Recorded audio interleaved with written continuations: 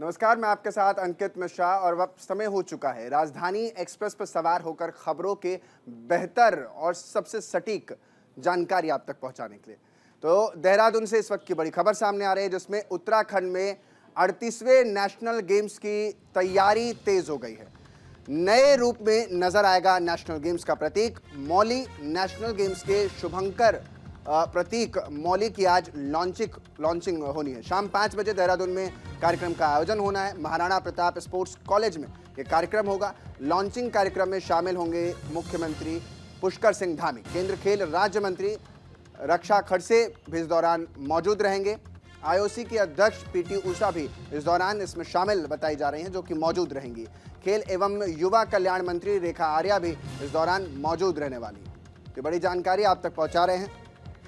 उत्तराखंड से जुड़ी national games के जो शुरुआत है, उत्तराखंड में 38वें नेशनल गेम्स की तैयारी अब तेज होती हुई नजर आ रही है। केंद्र खेल राज्य मंत्री इस दौरान मौजूद रहने वाले हैं।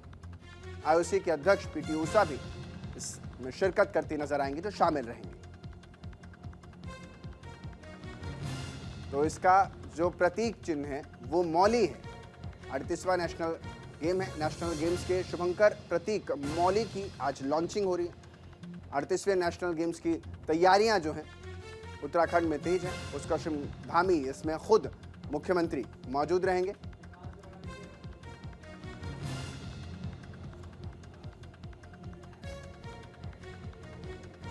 शाम 5 बजे देहरादून में यह कार्यक्रम का आयोजन किया गया है। इस कार्यक्रम के जरिए उत्तराखंड सरकार जो है लगातार कोशिश कर रही है कि खेल के प्रति जो भारत की तैयारी है वो बेहतर हो सके, और सार्वभौमिक विकास की जो हम बात करते हैं, जिसमें सभी चीज़ें आगे बढ़कर के, यानी शिक्षा भी और खेल कूद में अच्छी दीक्षा भी, दोनों रहे, यही कोशिश होती है। देहरादून से इस वक्त की ये बड़ी खबर सामने आ रही है, जिसमें 38वें नेशनल गेम्स की तैयारी तेज हो गई।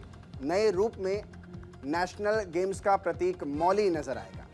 नेशनल गेम्स के शुभंकर प्रतीक मौली की आज लॉन्चिंग होनी है, जिसकी शाम 5 बजे देहरादून में लॉन्चिंग की जाएगी। इस कार्यक्रम का आयोजन होगा शाम 5 बजे देहरादून में महाराणा प्रताप स्पोर्ट्स कॉलेज में ये पूरा कार्यक्रम आयोजित हो रहा है। लॉन्चिंग कार्यक्रम में खुद शामिल होने के लिए मुख्यमंत्री पुष्कर सिंह धामी, केंद्र खेल राज्य मंत्री रक्षा खड़से मौजूद रहने वाले हैं। तो वहीं आईओसी की तरफ से अध्यक्ष पीटी उषा भी इसमें शामिल होंगी। खेल एवं युवा कल्याण मंत्री रेखा आर्या भी इस दौरान मौजूद रहेंगी।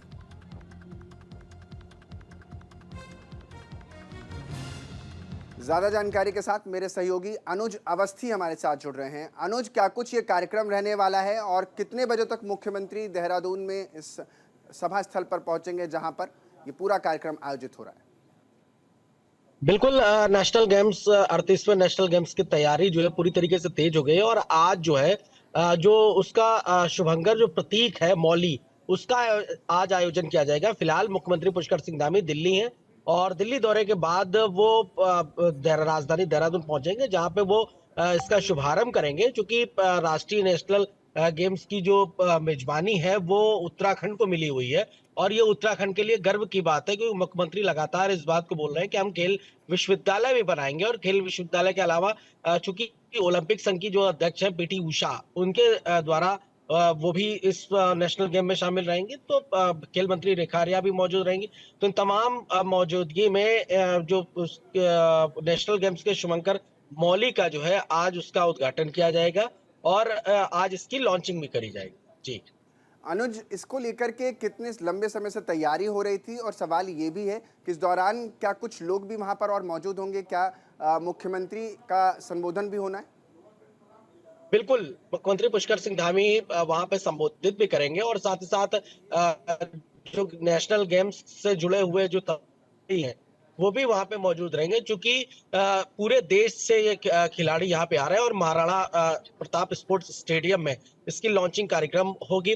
मुख्यमंत्री ने सारी तैयारियां पूरी कर ली हैं, और साथ ही साथ खेल मंत्री रक्षा आर्या ने भी रेखा आर्या ने भी इस बात को बोला है कि लगभग सारी तैयारियां पूरी कर ली गई है। आईओसी की जो अध्यक्ष है पीटी उषा, वो भी उस मौजूद रहेंगे इस लॉन्चिंग कार्यक्रम में।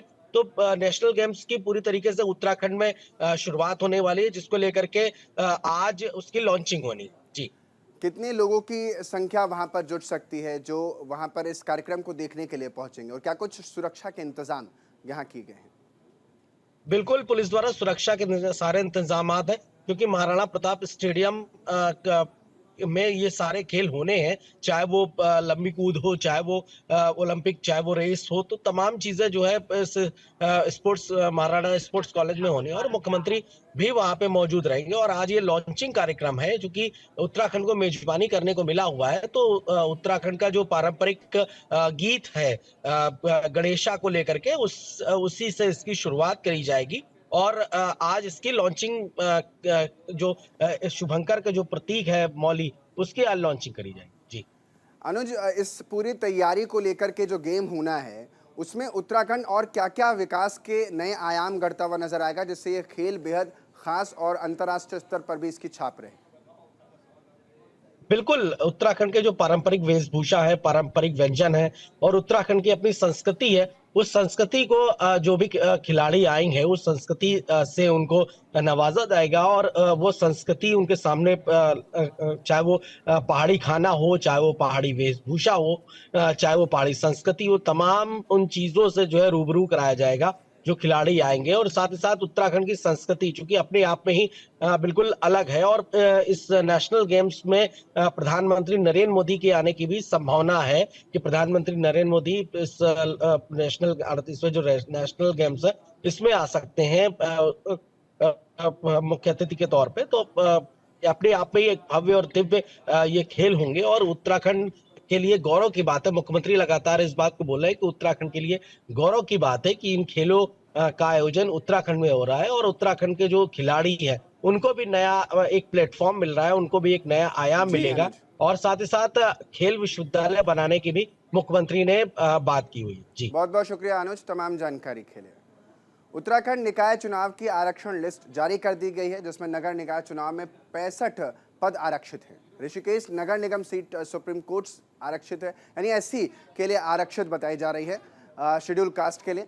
हरिद्वार और हल्द्वानी में ओबीसी आरक्षण को लेकर के भी चर्चा है। तो उत्तराखंड में निकाय चुनाव को लेकर अब अंतिम दौर का कार्य चल रहा है, जिसमें शहरी विकास ने नगर निकाय चुनाव के लिए आरक्षण को मंजूरी दी है। शहरी विकास निदेशालय के जारी किए गए आदेशों में नगर पालिका, नगर पंचायत, नगर निगम के लिए अधिसूचना जारी की गई है। वहीं निदेशालय ने वार्ड के आरक्षणों की भी समय सारणी जारी की है। इस बार आरक्षित सीटों पर बड़ा बदलाव भी किया गया है। ऋषिकेश नगर निगम ने एससी को ये सीट दी है, तो वहीं देहरादून नगर निगम की बात की जाए तो वो सामान्य यानी अनारक्षित रखा गया है। इसके अलावा हरिद्वार नगर निगम को ओबीसी महिला को दी गई है। नगर निगम रुड़की महिला, नगर निगम कोटद्वार अनारक्षित रखी गई है। नगर निगम श्रीनगर भी अनारक्षित है। नगर निगम रुद्रपुर अनारक्षित रखी गई है। नगर निगम काशीपुर अनारक्षित है, तो वहीं नगर निगम हल्द्वानी ओबीसी के लिए रखा है। नगर निगम पिथौरागढ़ की अगर बात करें तो यहाँ महिला, और नगर निगम अल्मोड़ा भी महिला को दी गई।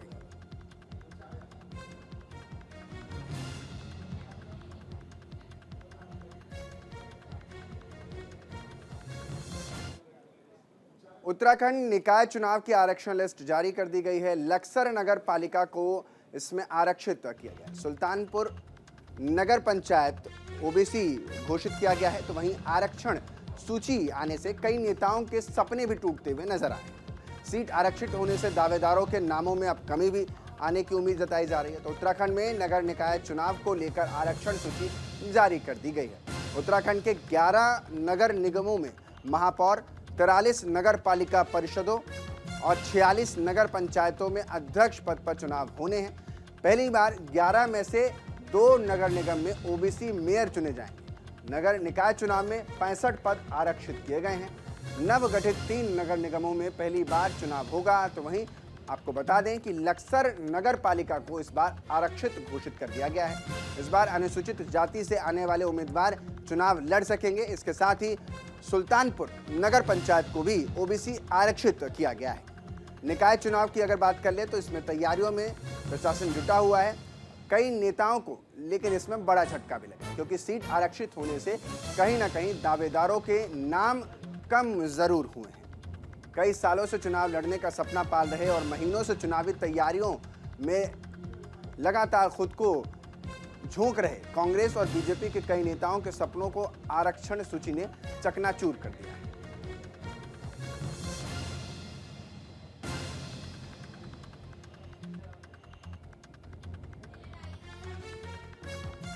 हमारे साथ हमारे सहयोगी जसवीर ज्यादा जानकारी के साथ जुड़ रहे हैं। जसवीर, सपने टूट गए हैं कांग्रेस पार्टी और बीजेपी के उम्मीदवारों के, क्योंकि सीटें आरक्षित हो गई हैं। कहां कहां ये सीटें आरक्षित हुई हैं और क्या कुछ इस बार चुनाव में रहने वाला है?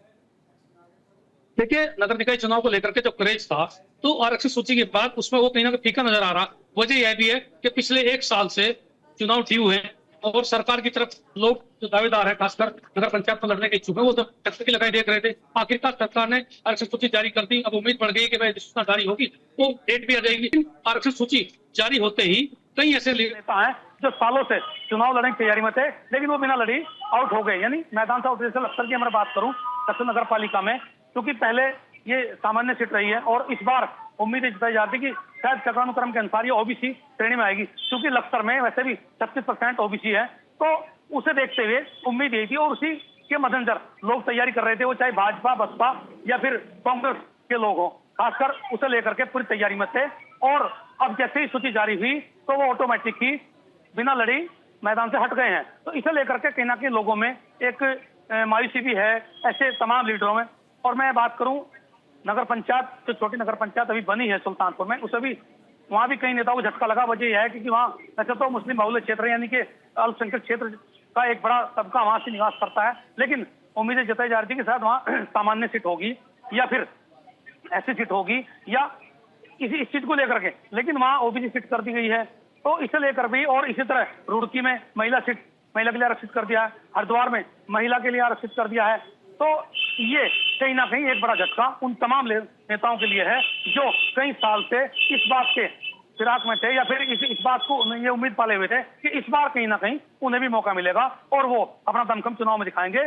और ये सूची जारी होने के साथ साथ ही उन लोगों के अरमानों पानी फिर गया है, चुनाव का माहौल भी बदल गया है। आपने ज्यादातर देखा होगा कि जिन सीटों पर सामान्य श्रेणी की सीट में जो सीटें कैटेगरी में रहती हैं, यानी तो वहां चुनाव दिलचस्प होता है। फिर ओबीसी में भी चुनाव कहीं ना कहीं एक बड़ा रोचक होता है, लेकिन ऐसी सीट होने के बाद चुनाव का जो है पूरी भाव भंगिमा बदल जाती है और चूंकि चेहरे बदलते हैं तो उसके साथ साथ में चुनाव का पूरा तापमान ही कम हो जाता है। इसे लेकर के कहीं ना कहीं अब चारों तरफ शोरगुल है और कसमकस है।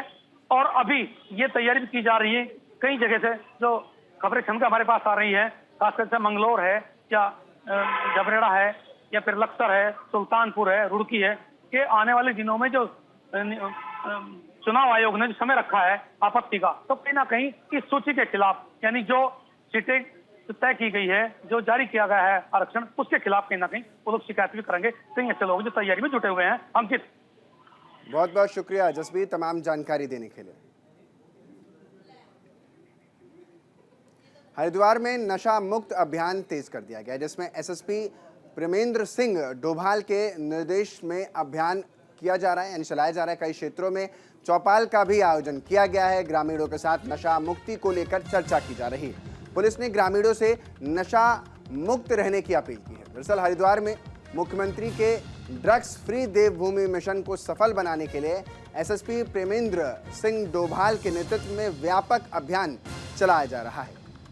कई क्षेत्रों में चौपाल कार्यक्रम भी आयोजित किए गए हैं। इन कार्यक्रमों में ग्रामीणों के साथ नशा मुक्त गांव, नशा मुक्त शहर के संबंध में चर्चा भी की गई है।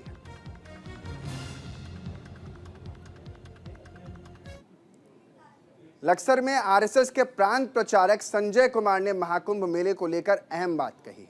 उन्होंने कहा है कि संघ महाकुंभ मेले को हरित कुंभ बनाने का प्रयास कर रहा है। इसकी विस्तृत जानकारी के लिए हमारे सहयोगी जसवीर सिंह ने आरएसएस के प्रांत प्रचारक संजय कुमार से खास बातचीत की है। आइए अब सुनाते हैं आपको। आरएसएस द्वारा पंच परिवर्तन के साथ साथ में इस बार प्रयागराज यानी यूपी के प्रयागराज में होने वाले महाकुंभ में इस बार ऐतिहासिक काम किए जा रहे हैं। खास तौर पर 45 लाख थैले और 45 लाख थालियां कुंभ व्यवस्था को मुहैया कराई जाएंगी। हमारे साथ में जुड़े हुए हैं राष्ट्रीय स्वयंसेवक संघ के प्रांत प्रचारक संजय सिंह। संजय जी, जिस तरह से ये व्यवस्था आपने बनाई है, आपको लगता है कि बहुत बड़ा निर्णय है, महाकुंभ में 45 लाख थालियां, 45 लाख थैले किस तरह होगी और कितने हद तक आप ये कार्य कर चुके, चूंकि कुंभ तो शुरू होने वाला है? जब ये योजना हुई तब वास्तव में कम की थी, 20 लाख तक का लक्ष्य था, लेकिन दूसरी बैठक में जब कार्यकर्ताओं को आह्वान किया गया तो उन्होंने कहा ये तो बहुत कम है। एक एक छोटे प्रांत में, उत्तराखंड जैसे प्रांत में भी विचार हुआ कि 15-20 हज़ार तो हम सामान्य से कर देंगे, तो फिर ये इसका लक्ष्य हमने इसको बड़ा किया। अब मकसद ये है कि महाकुंभ में करोड़ों लोगों को थालियों के जरिए भोजन कराया जाए और उनका प्रयोग बार बार करके, यानी एक थाली का प्रयोग कई बार कर सकते हैं, जिससे पत्तल भी बचेगी और वहाँ का पर्यावरण का ह्रास भी होगा। प्रयास ये है कि एक थाली को हमने माना है कि 20-25 लोग उसमें एक दिन में खा सकते हैं, तो 9 करोड़ लोग इसमें खाएंगे। लेकिन जैसा कुंभ के बारे में बताया जा रहा है कि इस बार वो और भव्य कुंभ है, तो 9 करोड़ से ज़्यादा लोग आएंगे, 30-35 करोड़ लोग आएंगे, ऐसी उसमें ये है। और ये थाली हम संघ वाले अपने पास नहीं रखेंगे। हमने विचार किया है कि जो अखाड़े हैं, अखाड़ों की जो मणियाँ हैं और जो बड़े संगठन हैं, जो संगठन भंडारे लगाते हैं, जो संस्थाएं बड़े भंडारे लगाती हैं, ये थाली हम उनको हैंड ओवर करते हैं। देखने वाली बात है कि कितना अच्छा वातावरण इस बार आरएसएस के प्रयास से बन सकता है। जसवीर सिंह, दिखर लक्सर। लक्सर में अवैध खनन जारी है, जिसमें छापेमारी के बाद भी अवैध खनन की चीजें नहीं रुक रही है। जेसीबी से गंगा की लगातार खुदाई देखने को मिल रहा है। दरअसल लक्सर में अवैध खनन का खेल थमने का नाम नहीं ले रहा। धड़ल्ले से अवैध खनन लगातार किया जा रहा है। रामपुर राय घाटी इलाके में खनन माफियाओं ने जेसीबी मशीन लगाकर गंगा की धारा को रोकने का प्रयास भी किया है। गंगा के बीचों बीच से बालू निकालने के लिए पोकलैंड व जेसीबी मशीन से नदी में अस्थायी रास्ते और पुल बनाए जा रहे हैं। इन्होंने मुझे लूटा और मेरे से पैसे भी निकाल लिए, मेरे पर्स में निकाल लिया और मेरा फ़ोन लेके भी चले गए। और मेरे बैंक से इन्होंने मुझे तमाचा दिखा के मेरे बैंक से इन्होंने 1000 रुपये भी ले लिए। हम गोली मार जान से मार लेंगे तो फ़ोन दे दे अपना। तो गाज़ियाबाद में इनकी हुलिया के हमें मैच हो गई और वहाँ पे जो हमारी टीम गठित की उनको वहाँ पे पकड़ा। ये 5 लोग थे और 5 लोगों को गाज़ियाबाद से हमने पकड़ के यहाँ लाए पूछताछ के लिए। उसके बाद जब इनसे पूछताछ की गई तो इन्होंने इक़बाल जुर्म किया, सारी इन्फॉर्मेशन दी और साथ ही इन्होंने हमें माल भी रिकवर करवाया है मोतीचूर में जाके। करीबन ये 5 लोग गिरफ्तार हुए हैं और इसमें हमने डकैती का मुकदमा दर्ज किया है। इनसे कोई हथियार वगैरह भी बरामद? हाँ, इनसे हथियार बरामद हुए हैं, एक कट्टा बरामद। हरिद्वार से बड़ी खबर सामने आ रही है, जहां ट्रेन में लूटपाट मामले में जीआरपी का एक्शन देखने को मिला। पुलिस ने 5 आरोपियों को गिरफ्तार किया। आरोपियों के पास से मोबाइल और पैसे भी बरामद किए गए। तो उत्तराखंड के हरिद्वार में ट्रेन लूट के मामले में पुलिस को ये बड़ी कामयाबी मिली है, बड़ा एक्शन देखने को मिला है, जिसमें पुलिस ने यूपी से 5 आरोपियों को गिरफ्तार किया है। आरोपियों के पास से पुलिस को लूट का मोबाइल, नकदी और अन्य सामान भी उन्होंने बरामद किया है। सीओ जीआरपी स्वप्निल मुयाल ने शनिवार को इस मामले का खुलासा किया था। आपको बता दें कि पकड़े गए सभी बदमाश यूपी के अलग अलग जिले के रहने वाले बताए जा रहे हैं। आरोपी इससे पहले भी कई चोरी और लूट की वारदात को अंजाम दे चुके हैं।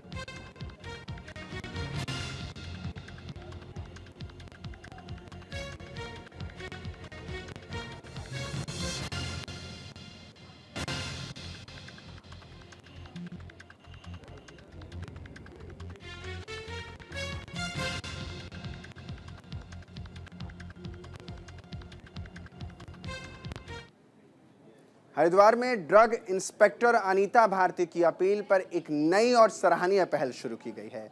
मेडिकल स्टोर संचालकों ने अपने स्टोर्स के बाहर पेड़ लगाने की शुरुआत की है।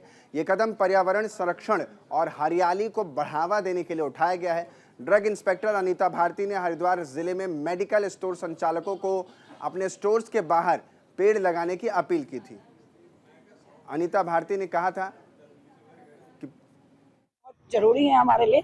तो मेडिकल स्टोर वालों को मैं यही हिदायत देती हूँ कि अगर कई बार क्या होता है कि मेडिकल स्टोर में जाती हूँ, सामने कूड़े के डब्बे रखे होते हैं एक्सपायरी, तो मैंने उन्हें बोला है कि आप एंट्री जो आपकी है, एंट्री पे आप लोग प्लेट लगाएं। एटलीस्ट एक मेडिकल स्टोर वाला भी अपनी दुकान के आगे 2 पेड़ लगाता है तो उससे काफ़ी हद तक राहत मिल सकती है पॉल्यूशन से, और ग्रीनरी हम लोग डेवलप कर सकते हैं। हाँ, काफ़ी लोगों ने, मैं अभी मीटिंग थी तो मीटिंग के दौरान मेरे द्वारा बताया गया था, तो काफ़ी लोगों ने पेड़ लगा के मुझे फोटो भेजे हैं कि हम लोग जो है। बुलेटिन में वक्त हो चला एक छोटे से ब्रेक का, बने रहे हमारे साथ, देखते रहिए न्यूज़ इंडिया।